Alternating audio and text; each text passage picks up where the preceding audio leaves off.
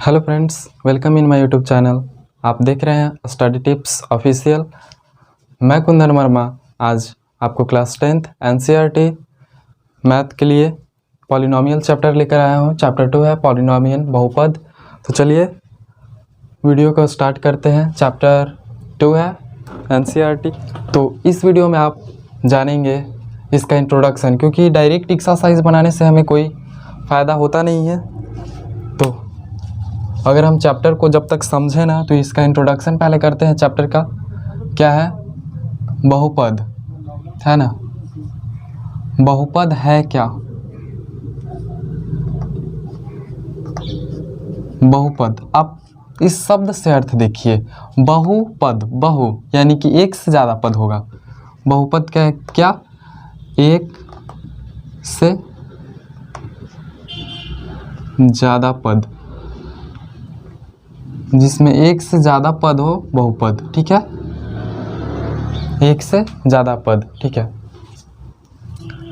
आपको इसका डिफिनेशन मैं दूंगा। फिलहाल आगे बढ़ते हैं।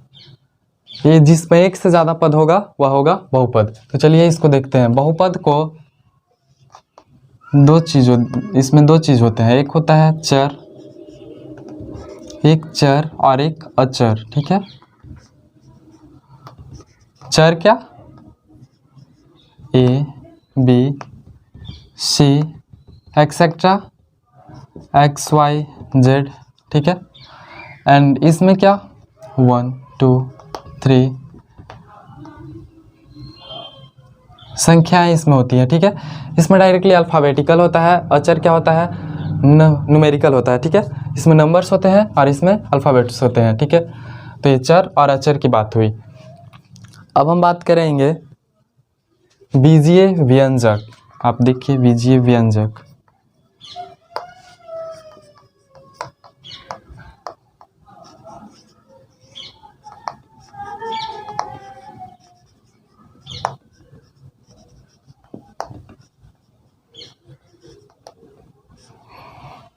ये व्यंजक में चर और अचर राशियों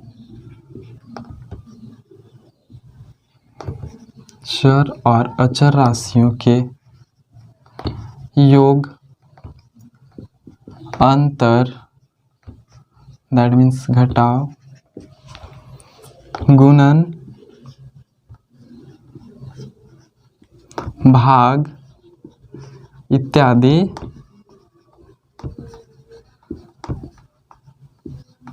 के संयोग से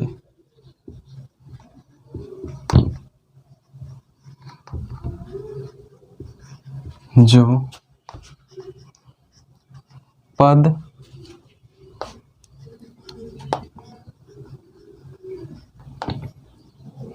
बनते हैं वही बीजीय व्यंजक होते हैं।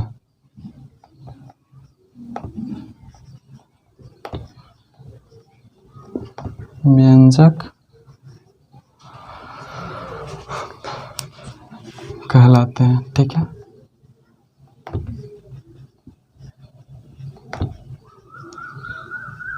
देख लीजिए इसका एग्जाम्पल क्या बोल रहा है। चर और अचर राशियों के योग, अंतर, गुणन, भाग इत्यादि के संयोग मिलकर जो पद बनेगा वही बीजीय व्यंजक कहलाएगा। ठीक है, तो देखिए कैसे। 2x plus 3y 4x cube plus 2y square etcetera. आप देखिए चर और अचर, चर अचर इसके योग से बना, यह अंतर से बना। इसी प्रकार से गुणन, भाग इत्यादि इसी तरह से बनेंगे पद। इनको बीजीय व्यंजक कहा जाएगा। ठीक है, अब हम बात करेंगे आगे। अब देखिए बहुपद। बहुपद किसको बोलेंगे? देखिए बहुपद का एक और अच्छा सा डिफिनेशन देते हैं आपके सामने। ये सब आप नोट कर लीजिए।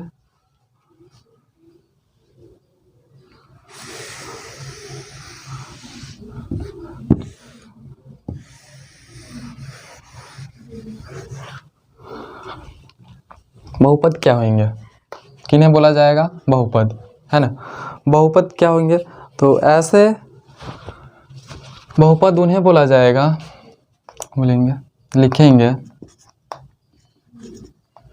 और आपको बता दें कि सभी बीजीय व्यंजक बहुपद नहीं हो सकते। बहुपद क्योंकि इसमें पद क्या है, बहु, यानी एक से ज़्यादा।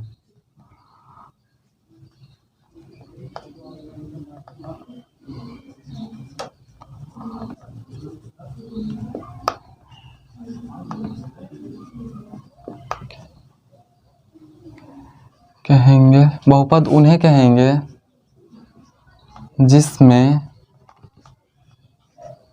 ठीक है, जिसमें, पॉइंट नोट कीजिए, ठीक है। फर्स्ट पॉइंट है चर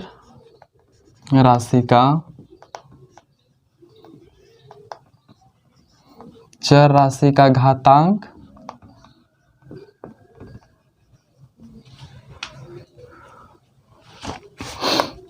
धनात्मक पूर्णांक होना चाहिए, ठीक है, धनात्मक पूर्णांक हो, जिसमें चर राशि का घातांक धनात्मक पूर्णांक हो, ठीक है। सेकंड देखिए, सेकंड क्या, सेकंड हो जाएगा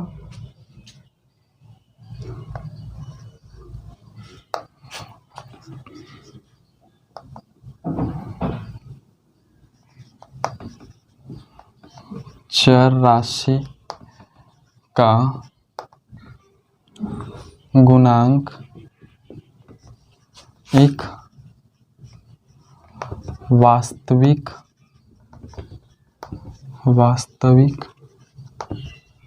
संख्या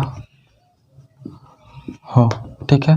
वास्तविक संख्या किसे बोलेंगे, इसे हम चैप्टर 1 में भी पढ़ते आ रहे हैं, और यहाँ भी आपको बता दें कि रूट के अंडर अगर माइनस है, रूट के अंडर अगर माइनस है तो वे संख्याएं काल्पनिक होती है। काल्पनिक की आपको चर्चा ही नहीं की गई है, फिर आपको बता दिए काल्पनिक यही होगी, बाकी सब वास्तविक होती हैं। जिसका स्क्वायर करने पर रियल नंबर आ जाए, यानी कि उसका पॉजिटिव संख्या आ जाए, जैसे -2, कोई काल्पनिक संख्या बोल दे, नहीं, इसका अगर वर्ग करेंगे, स्क्वायर करेंगे तो 4 आ जाएगा। -2 इंटू -2 होता है ना, -2 इंटू -2 माइनस माइनस प्लस, और 2 इंटू 2 4, ठीक है। इस प्रकार से अगर रूट के अंडर, सिर्फ रूट के अंडर माइनस रहे तो यह काल्पनिक कहलाएगा। क्या कहलाएगा, काल्पनिक।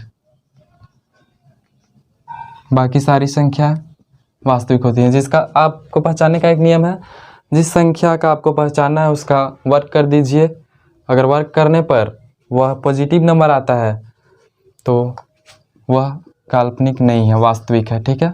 अब थर्ड नंबर, एक और नंबर है, देख लेते हैं इसको। और थर्ड हो जाएगा जिसमें एक निश्चित पद हो, इसमें यह एक निश्चित पद होता है, ठीक है,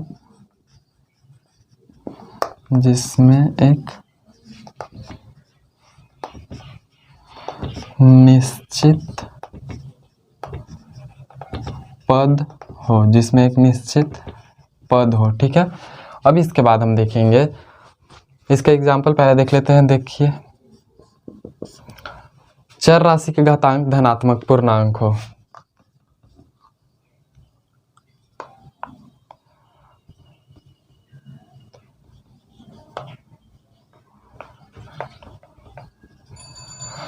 आप देखिए इसका घात यानी पावर, घात क्या है, एक पॉजिटिव नंबर है, एक धनात्मक पूर्णांक है, धनात्मक पूर्णांक है, यह कभी ऋणात्मक नहीं हो सकता। अगर ऋणात्मक होगा तो बहुपद नहीं होगा, पॉलिनोमियल नहीं होगा।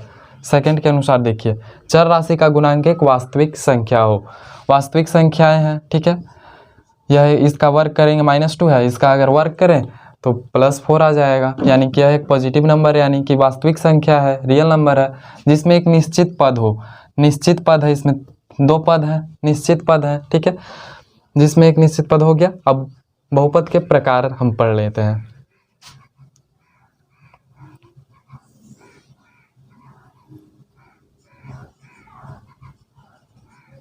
बहुपद के प्रकार, अकॉर्डिंग टू किसके अनुसार? पद के अनुसार। पद के अनुसार। पद के अनुसार 3।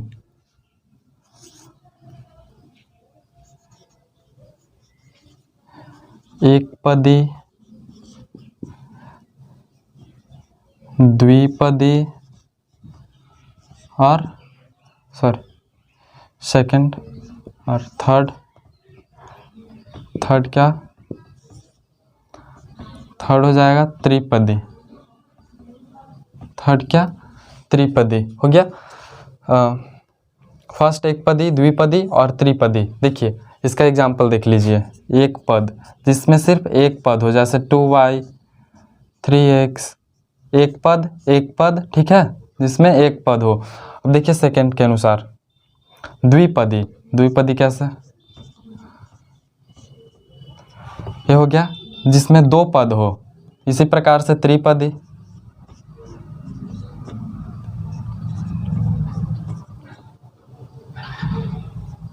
ठीक है, जिसमें 3 पद हो। ठीक, एक पदी, द्विपदी और ये त्रिपदी। ये तो हो गया पद के अनुसार। बहुपद के प्रकार पद के अनुसार हम लोगों ने देखा। आगे हम देखेंगे शून्य किसको बोलेंगे? शून्य बहुपद। ठीक है, इसमें हम लोग आगे पढ़ेंगे शून्य बहुपद।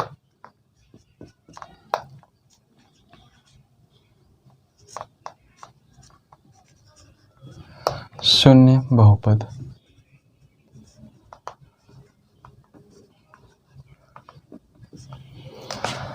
शून्य बहुपद किसे बोलेंगे? जिसमें चर राशि का घात शून्य हो। जिसमें चर राशि का घात शून्य हो। ठीक है, उसे क्या बोलेंगे? शून्य बहुपद। जिसमें चर राशि का घात शून्य हो उसको, जैसे देख लीजिए शून्य बहुपद किसको बोलेंगे? 7 हो गया, 1/2 हो गया, 5 हो गया। यह है शून्य बहुपद। इसमें आपको लग रहा होगा कि चर राशि तो है ही नहीं है। चर राशि का वैल्यू कितना है? 0 है। 7 इंटू में रहता है। ठीक है, x का पावर 0 कितना? शून्य। घात इसका कितना होना चाहिए? चर राशि का घात कितना? शून्य।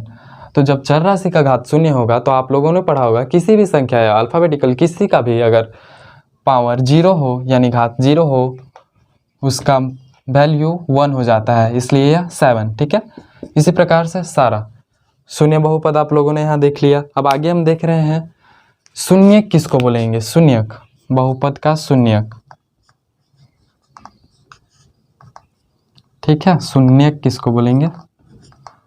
शून्यक, बहुपद का शून्यक। शून्यक को मूल भी बोलते हैं। ठीक है, मूल जिसको बोलते हैं, शून्यक को क्या बोलते हैं? मूल। ये आपको शायद कुछ इससे समझ में आ रहा होगा। अगर नहीं आ रहा है तो आगे हम बताएंगे। किसको बोलेंगे शून्यक? जिसका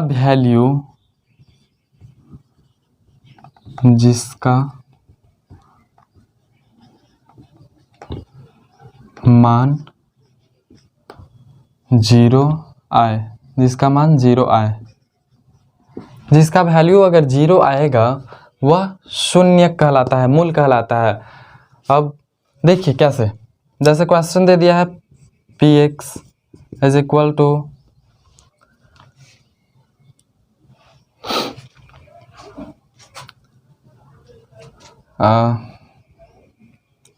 x + 6। ठीक है, ये दे दिया है। ठीक है, इसका वैल्यू अगर निकालना है, शून्यक निकालने को बोलेगा। इसका शून्यक निकालिए। तो कैसे निकालेंगे इसका शून्यक? आइए देखते हैं इसका शून्यक कैसे निकालेंगे। देखिए इसका शून्यक निकालने के लिए हमें इसको पहले शून्य के बराबर करना पड़ेगा। ठीक है, x + 0 इज इक्वल टू 0। यही इसका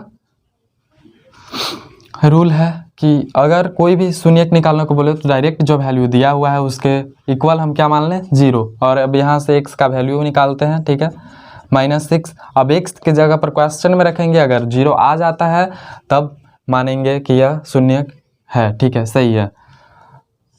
x की जगह पर -6 ठीक। -6 का वैल्यू कितना आ जाएगा देख लेते हैं।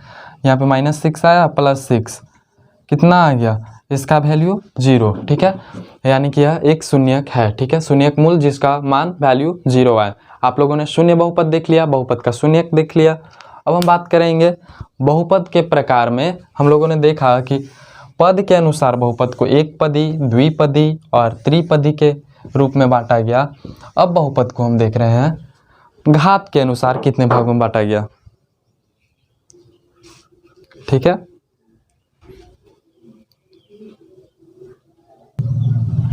पद के अनुसार भी बहुपद को 3 भागों में बांटा गया। क्या? बहुपद के प्रकार किसके अनुसार? घात के, पावर के अनुसार, अकॉर्डिंग टू पावर। इसके कितने प्रकार? 3। फर्स्ट रैखिक। रैखिक क्यों? रैखिक बहुपद। रैखिक बहुपद, बहुपद, रैखिक बहुपद। दूसरा देख लीजिए द्विघात बहुपद और तीसरा त्रिघात। द्विघात, घात यानी पावर, बहुपद लिख देते हैं, ठीक है। उसके बाद तीसरा त्रिघात बहुपद। त्रिघात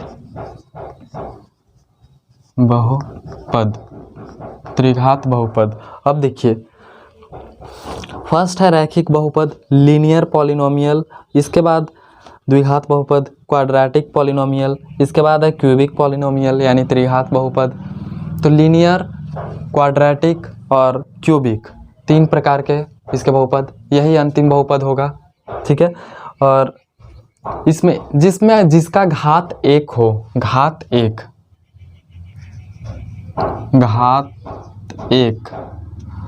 घात 1 वाले बहुपद को रैखिक बहुपद, घात 2 वाले बहुपद को द्विघात बहुपद और घात 3 वाले बहुपद को त्रिघात बहुपद। इस प्रकार से इसको लीनियर, क्वाड्रेटिक और क्यूबिक पॉलिनोमियल, ठीक है। और अब देखिए रैखिक बहुपद किसको बोलेंगे? जिसका घात 1 हो, यानी 7x, 5y, z, कुछ भी, यही 6z, यानी कि इसका घात कितना है?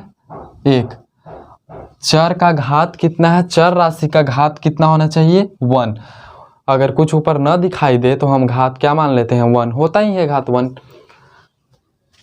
अब देखिए द्विघात बहुपद जिसका घात 2 हो, यानी कि 2x प्लस, ठीक है, इसका घात 2। आप देख रहे हैं कितना है इसका घात? 2। इसी प्रकार से और भी होंगे।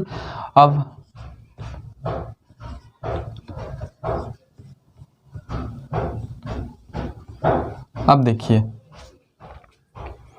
ये हो गया त्रिघात, जिसका अंतिम घात कितना होना चाहिए? 3 से ज़्यादा नहीं, 2 से ज़्यादा नहीं, इसमें 1 से ज़्यादा नहीं। अगर उससे कम है तो शून्य बहुपद। 1 से आपको इसके पहले मैं बता दिया शून्य बहुपद। अब बहुपद हम लोग जान गए, बहुपद के प्रकार पद के अनुसार जान गए, घात के अनुसार जान गए, यानी कि टर्म एंड पावर के अनुसार भी जान गए। अब हम आगे पढ़ेंगे एक्सरसाइज की ओर हम बढ़ें। अब देखिए इनके व्यापक रूप की चर्चा कर लें। इनका व्यापक रूप ax plus b ax square plus b x plus c, ठीक है, c। अब इसकी चर्चा कर लें तो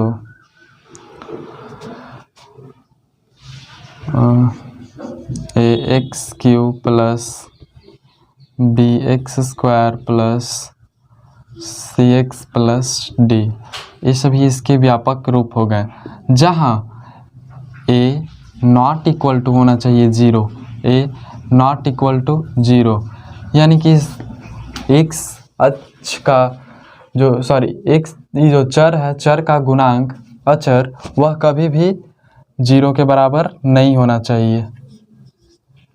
ये हो गया। अब एक्सरसाइज की ओर हम बढ़ते हैं। एक्सरसाइज स्टार्ट करने के पहले कुछ आपको बता देते हैं जो एक्सरसाइज में हमें करना है। बहुत ही इजी है एक्सरसाइज 2.1, बहुपद आप लोगों ने देख लिया, ठीक है। इसके बाद अब हम चर्चा कर रहे हैं एक चीज़ जो एक्सरसाइज में बहुत ही ज़्यादा हेल्पफुल होगा। देखिए एक ग्राफ, इसको ग्राफ के माध्यम से आपको बनाना है, ग्राफ कॉपी के माध्यम से।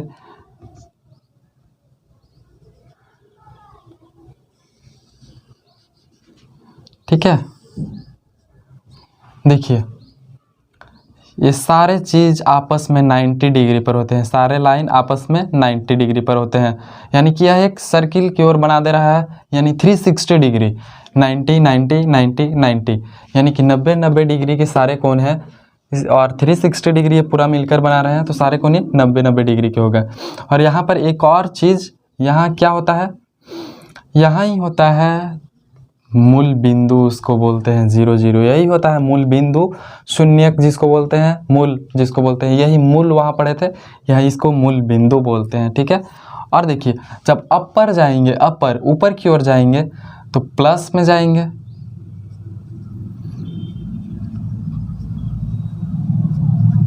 ठीक है। जब ऊपर की ओर जा रहे हैं यानी कि वर्टिकली ऊपर जा रहे हैं तब प्लस, अगर राइट जा रहे हैं तो भी प्लस।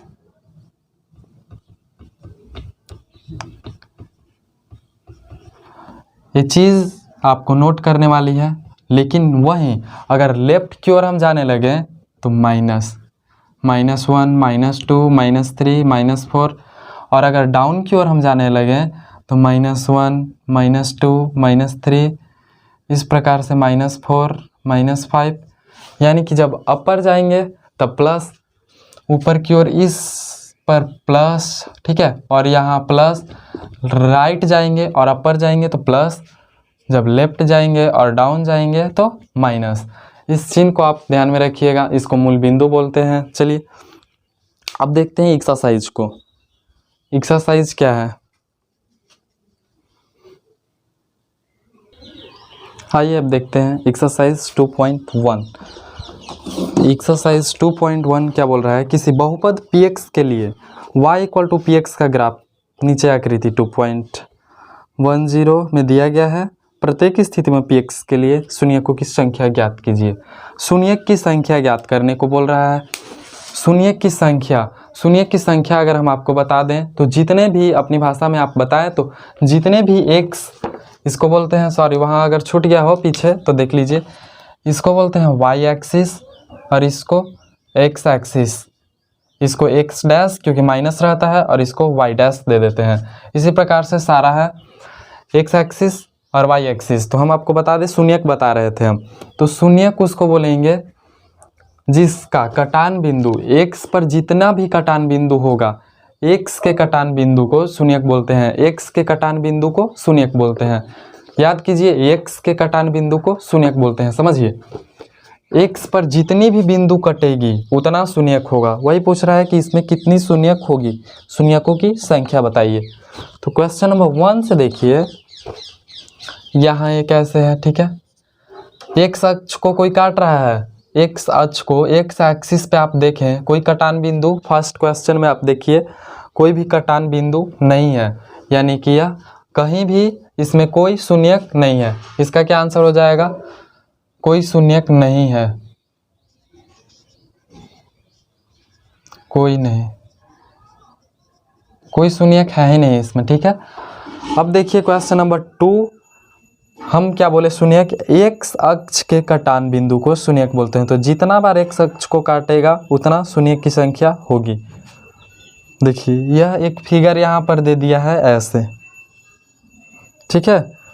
अब इसमें देखिए x एक्सिस को कितना बार काट रहा है, एक बार काट रहा है, यह x एक्सिस, यह y, यह x, x y y और बाकी सब इधर x डैश हो जाएगा और इधर नीचे y डैश हो जाएगा। ठीक है, अब सेकंड की ओर देख रहे हैं, इसमें कितना,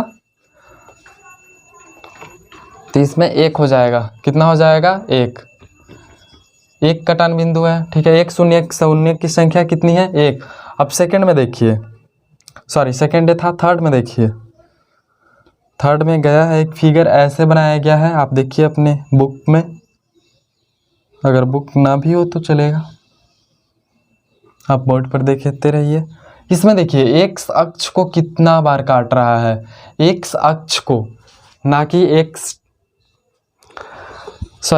एक्स अक्ष को कितना बार काट रहा है। तो यह तो पूरा एक्स है ना, यह माइनस में है तो क्या हुआ, अगर यहाँ ये माइनस में है तो क्या हुआ, एक्स तो पूरा है, एक्सिस से पूरा वाई है, ये पूरा एक्स है, तो एक्स डैश और एक्स एक्सिस को जितना बार काटेगा वही उसका शून्यक होगा। तो इसमें कितने शून्यक, 3 शून्यक है ना। क्वेश्चन नंबर 3 है, उसमें कितने शून्यक हो गए, 3। अब 4 को देखते हैं। 4 में देखिए कैसा फिगर बनाया गया है। फिगर को पहले बनाते हैं। क्वेश्चन नंबर 4 का फिगर है ऐसे, इसमें कितने कटान बिंदु हैं, 1 और 1 2। तो शून्य की संख्या कितनी, एक अक्ष पे जितनी कटान बिंदु होगी उतनी ही शून्य की संख्या होगी, यानी कि यहाँ 2 आंसर हो जाएगा। बहुत इजी है। अब क्वेश्चन नंबर 5 देख लीजिए। क्वेश्चन नंबर 5 में है ऐसे, फिगर को देखते हैं। ठीक है, यही फिगर है ना। तो 1 2 3 और 1 4, कितनी कटान बिंदु, 4, यानी कि आंसर कितना हो जाएगा इसका, 4। ठीक है ना, कितने शून्यकों की संख्या, 4। जितने भी एक अक्ष पर कटान बिंदु शून्य की संख्या के बराबर होते हैं वही होता है शून्यक की संख्या। अब देखिए यहाँ ऐसे ऐसे फिगर को देखिए, समझने वाली बात। देखिए यही फिगर है ना,